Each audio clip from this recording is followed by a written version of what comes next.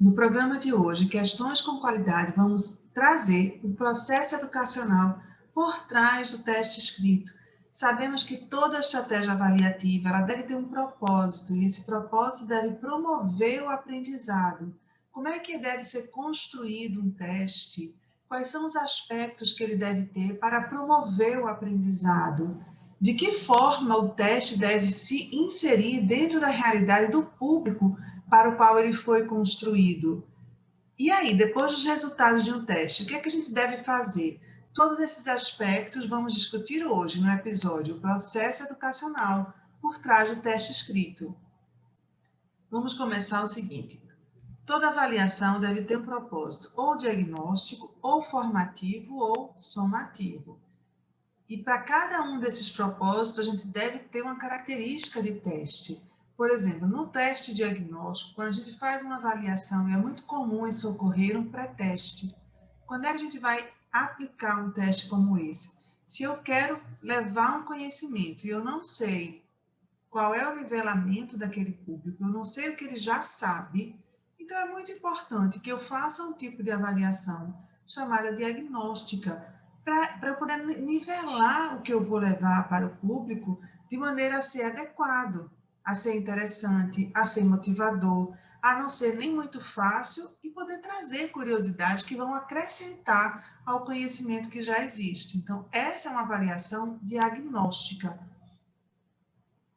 O interessante a gente perceber que a avaliação diagnóstica, mas é interessante refletir que a avaliação diagnóstica, ela muitas vezes não tem um objetivo de aprendizagem definido, porque ela é justamente feita para a construção do objetivo de aprendizagem. Porque a partir do que eu recebo de resultado daquela avaliação, então eu vou preparar os meus objetivos que vão ser trabalhados ao longo da ação educacional. A avaliação formativa, essa ocorre durante todo o processo do aprendizado. Ela não tem aquela função de gerar certificado, de gerar um ranking de notas, não. Ela tem a função de verificar o processo, como é que está ocorrendo o aprendizado. A avaliação formativa, ela é crucial, ela é essencial para o processo de formação do nosso aluno. Ela valoriza o processo de aprendizado, verifica como está ocorrendo, quais são os pontos que eu preciso melhorar, que ajustes eu preciso fazer no meu plano de aula, na minha ação educacional, para otimizar o aprendizado. Muitas vezes a gente imagina que está ocorrendo efetivo aprendizado, mas não está. E a gente precisa fazer esse tipo de ajuste. A gente precisa dar esse feedback ao aluno de quais são os pontos, qual é o caminho que ele está tomando para a construção daquela competência. E dessa forma fazer o ajuste. Já a avaliação somativa ela ocorre ao final do processo educacional. Então, ela foca em verificar se as metas foram realmente atingidas. Todos os três tipos de avaliação são muito importantes e geram qualidade do processo educacional. Então, a gente tem que otimizar essas avaliações sempre, tornar o aprendizado motivador, gerar engajamento, gerar responsabilidade docente com a formação e com os resultados, com a qualidade do produto educacional oferecido. E por que tudo isso? Toda avaliação gera aprendizado. A primeira pergunta que o aluno faz é: professor, cai na prova? Como é que vai ser a prova? E ele não está errado, ele está certo. Ele vai participar como se fosse uma corrida. E ele precisa se preparar, ele precisa ter ali, durante aquela corrida, a orientação correta. Ele precisa ser verificado de como que está sendo o preparo para alcançar o objetivo. Então, na verdade, o professor ele deve orientar todo esse processo, mas ele deve estar verificando, ele deve desenhar a ação educacional de forma que ele tenha momentos de perceber a construção da competência ao longo de toda a ação educacional. Então, a avaliação deve ser vista como uma oportunidade de desenvolver o aprendizado. E cada vez mais a gente deve valorizar aquela avaliação formativa, a avaliação que participa de todo o processo. e estimular que os alunos se lancem nesse tipo de desafio. E tem um item que aí é essencial para essa construção, que é o feedback. O feedback, então, o aluno deve estar recebendo sempre, de forma oportuna, de forma rotineira, aquele feedback do aprendizado dele. Porque isso gera uma consciência do processo educacional, isso gera motivação, porque como é que ele vai perceber o que está sendo construído se ninguém fala para ele? E pode gerar, inclusive, uma ilusão de competência, que é quando você vai seguindo o caminho e ninguém te falou, não, isso aí precisa ser aperfeiçoado. Você está compreendendo isso, mas aquele lado ali é mais importante. Então, a gente tem, sim, a responsabilidade de gerar a avaliação e de fazer um feedback dessa avaliação. A gente tem, sim, a responsabilidade não só de gerar a avaliação, como de trabalhar os resultados. E o feedback é parte disso aí, parte muito importante do processo educacional como um todo. E um dos aspectos muito relevantes, quando a gente prepara uma avaliação, a gente pensa, para quem é essa avaliação? Qual é o público que eu estou verificando?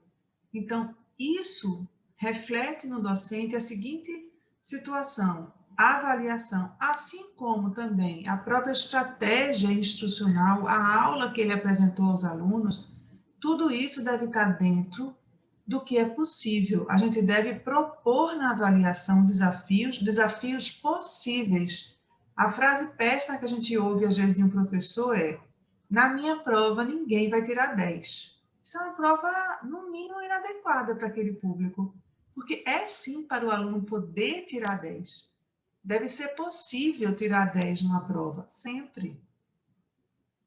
E por quê? Porque a prova deve estar entre o que o aluno já sabe e o que ele tem potencial para aprender. Isso é a zona de desenvolvimento proximal, que foi descrita lá por Vygotsky no início do século XX. E ele descreveu aí que a gente deve atuar nessa zona daí, entre o que o aluno já sabe, que é o conhecimento real, e o que ele tem potencial para aprender, que é o conhecimento potencial. Então, se a avaliação está inserida nesse contexto, ela está adequada.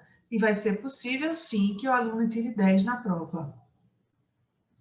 E aí, como a gente pensa? A gente imagina que toda prova deve ser uma ferramenta para o aprendizado.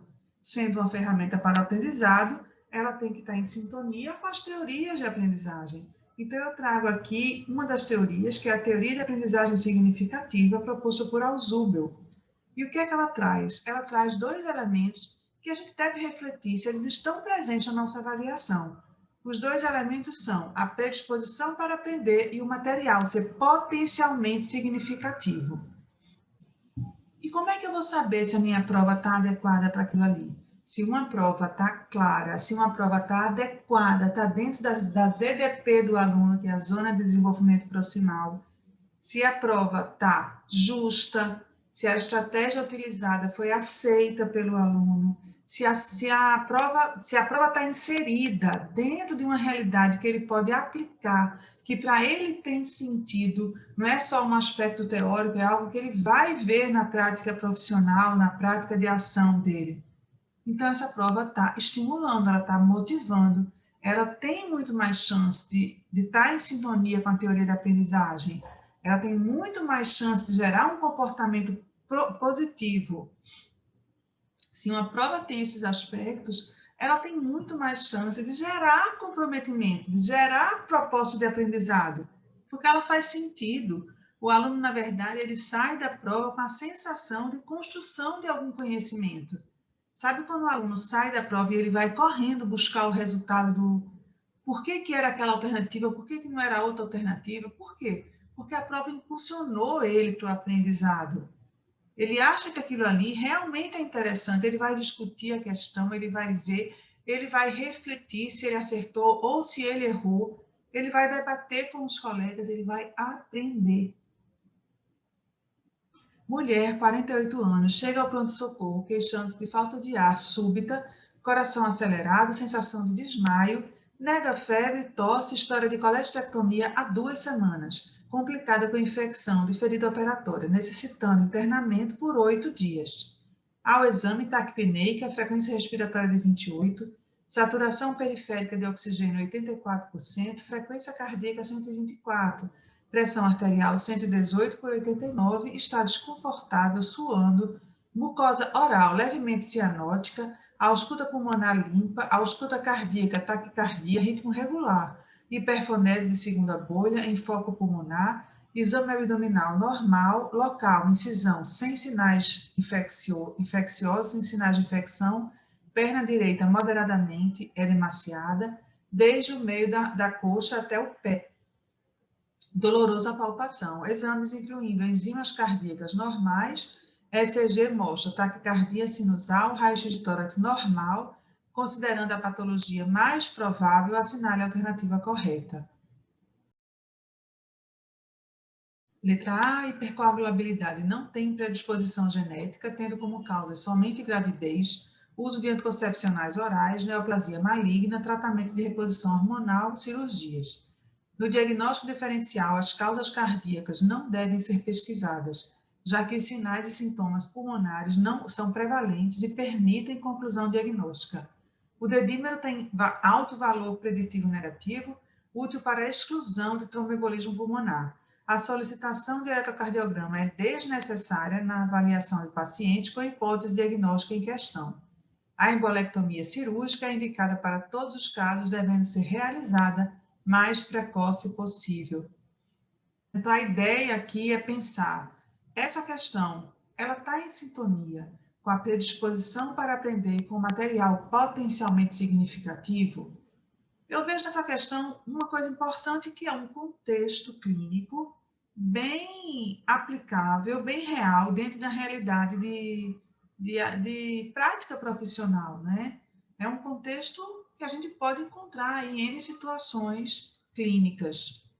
Mas tem um outro lado, que eu acho que atrapalha o aprendizado. Uma questão muito longa, e quando a gente vai olhar o foco da pergunta da questão, eu não consigo identificar esse foco. Eu consigo identificar uma questão que tem, na verdade, uma essência de verdadeiro ou falso, porque depois que eu leio um cenário que está longo, que às vezes cansa o processamento cognitivo de entender aquela situação, será que não tem dados aí desnecessários que poderiam ser sintetizados para facilitar o processo de compreensão e o direcionamento do que está na pergunta da questão? Aí a gente vai para a pergunta da questão. Tem novas frases, são 5 assertivas que, na verdade, não convergem entre si, não estão indo na mesma direção. Uma vai falar de fatores predisponentes, outra vai falar de tratamento, a outra vai falar de alteração diagnóstica. Então, você vê que as alternativas elas não convergem, a gente tem uma dificuldade de foco aí. Isso prejudica o processo de aprendizado. Na verdade, a questão ela deve estar direcionada, tem que ter um norte. E o norte é o quê? O objetivo de aprendizagem. Quando a questão é desenhada com esse direcionamento, ela leva ao aprendizado, porque ela é clara, tem uma clareza, uma capacidade de síntese, um direcionamento muito bem definido. Essa outra questão. Então, vamos ver a questão e o foco no processo de aprendizado. A gente está focando aqui numa questão que traz predisposição para aprender e um material potencialmente significativo. Homem de 24 anos de idade foi vítima de ferimento por faca em 7º espaço intercostal, linha axilar média esquerda. Está hemodinamicamente estável e sua radiografia de tórax é normal. Qual é a conduta para o caso? E tem aí as 5 alternativas. O que a gente percebe nessa questão? Um contexto bastante aplicável, factível de se encontrar na prática, na experiência profissional, e 5 alternativas todas com o mesmo foco. Isso gera aprendizado, porque mesmo que o aluno coloque uma alternativa que não é o gabarito, ele vai discutir essa questão. Ele vai sair da prova querendo saber quem respondeu uma coisa ou outra, e na cabeça dele o contexto está claro. Ele nem precisa lembrar todas as alternativas, porque as alternativas elas são muito bem direcionadas, todas para o mesmo foco. É uma questão que eu considero com alto impacto para o aprendizado.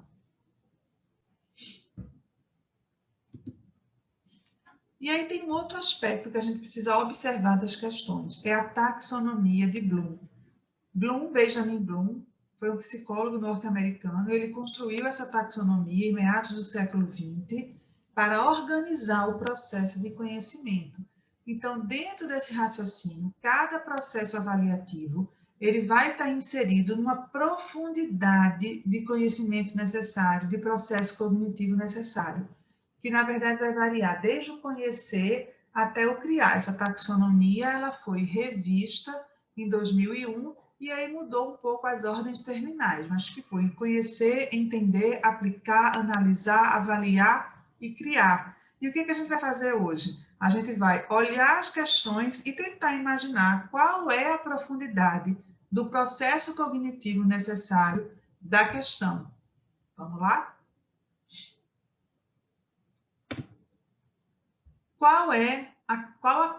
Qual a causa mais comum de óbito por dissecção aórtica aguda? E aí, qual é a profundidade do processo cognitivo de acordo com a taxonomia de Bloom? A gente pode concluir que para responder essa questão, o aluno precisa fazer uma associação. Ele precisa lembrar de uma coisa e de outra. Não está sendo necessário que ele compreenda nada. É só dele conhecer, dele já ter lido aquela associação. Então, essa questão ela está inserida no conhecer, porque não precisa de um processo mais profundo para ele responder essa questão. É uma questão que valoriza essencialmente a memorização. É claro que um aluno que souber muito mais do que isso vai ter facilidade na questão, mas a questão pede apenas o conhecer. Se o aluno não sabe nada sobre o quadro clínico de dissecção aórtica aguda, sobre a proposta de condução diagnóstica, se ele fez essa associação, ele responde essa questão, porque é isso que a questão pede.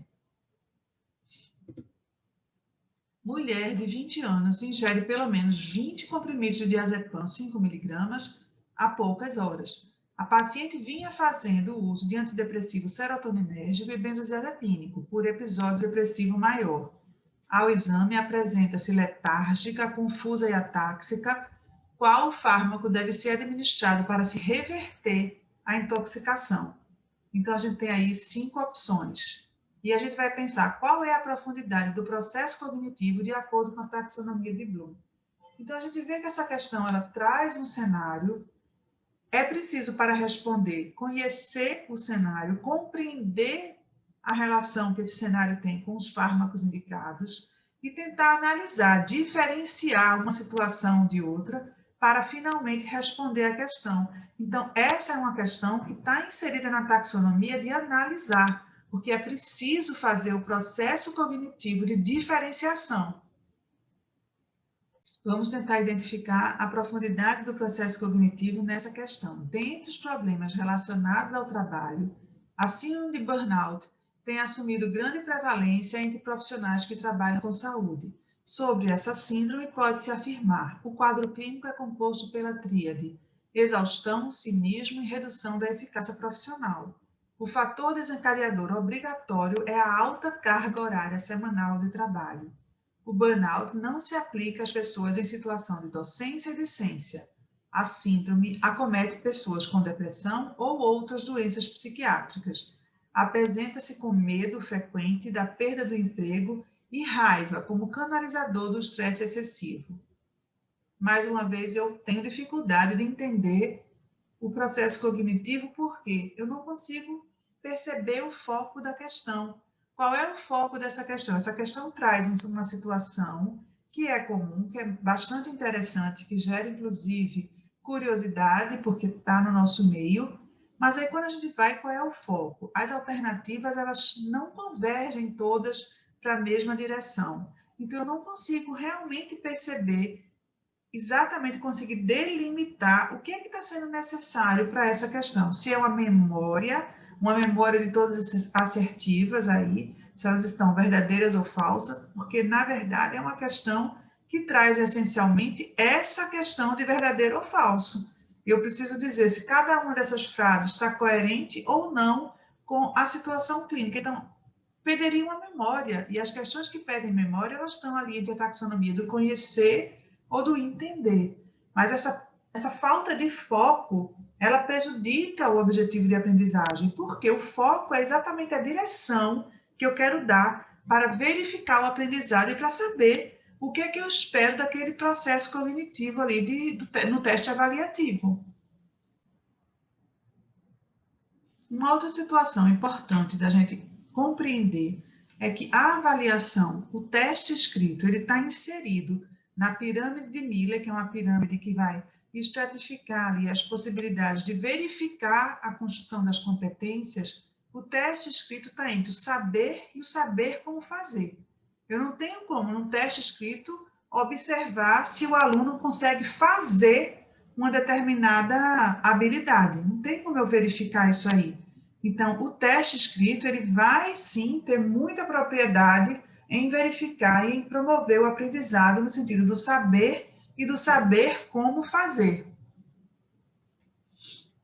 A gente pode também, no cenário da questão, tentar refletir qual é a dimensão do conhecimento daquela questão, trazendo sempre a reflexão de que o conhecimento metacognitivo é aquele que é muito esperado, que ele é um objeto de desejo do processo educacional, porque a metacognição é aquela capacidade de pensar em pensar. É quando você desenvolve no aluno aquela habilidade de se autodirecionar, de buscar por si próprio as respostas. Então, é muito importante que um teste avaliativo reflita se ele está estimulando a metacognição. Então, hoje a gente vai refletir em algumas questões qual seria o tipo de conhecimento, a dimensão do conhecimento inserido naquela proposta avaliativa, naquele teste.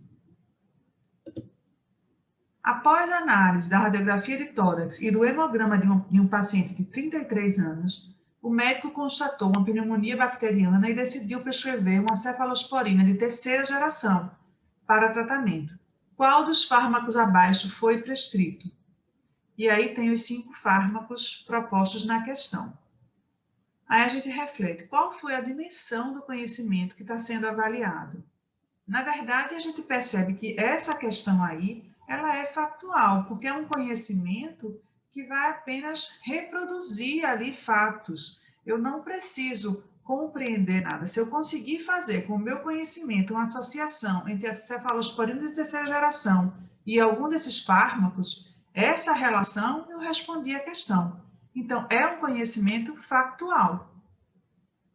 Então, essa questão, a indução da fibrose resultando na formação da maior quantidade de colágeno e de outros componentes da matriz extracelular ocorre com a ativação de células binucleadas hepáticas, rugosas hepáticas, estelares hepáticas, numulares hepáticas ou laminares hepáticas. Então, a gente pensa qual a dimensão do conhecimento necessário para responder essa questão. Então, essa questão aí, ele pede que a pessoa faça uma relação de significado entre uma célula e uma proposta, um contexto que foi apresentado. Então, é um tipo de conhecimento, uma dimensão conceitual, que é exatamente o conhecimento que pede que seja dado um significado para alguma informação.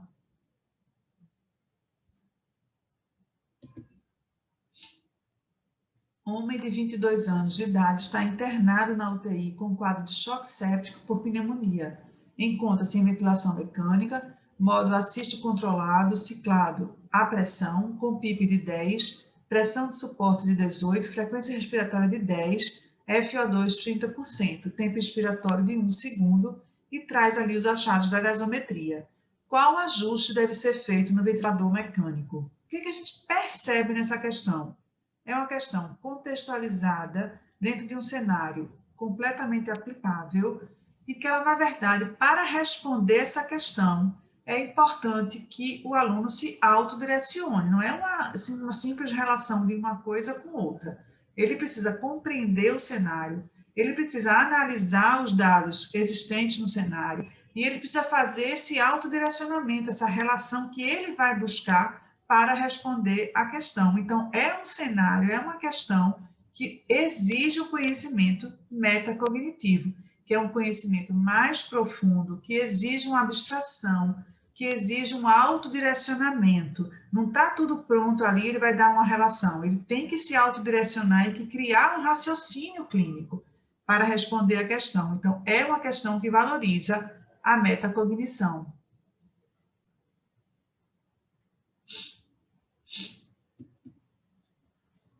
E aí a gente tem que refletir, a gente precisa refletir como a avaliação impacta na ação educacional, que é o efeito catalítico.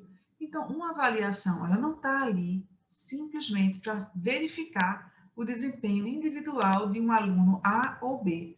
A avaliação, ela gera, tanto no professor, quanto no gestor, quanto na instituição, uma reflexão de quê? Da ação educacional como um todo. Será que eu preciso, diante de um resultado avaliativo, rever a minha estratégia instrucional? Será que eu preciso rever até a minha matriz curricular? Muitas vezes a gente programa um determinado conteúdo achando que a gente vai alcançar um resultado, mas isso pode não ser a realidade.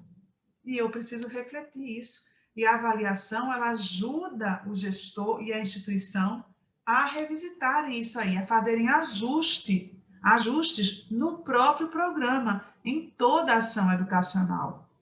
Essa foi uma avaliação formativa que eu realizei usando até esse aplicativo aí, o Quizzes, eu acho muito legal ele.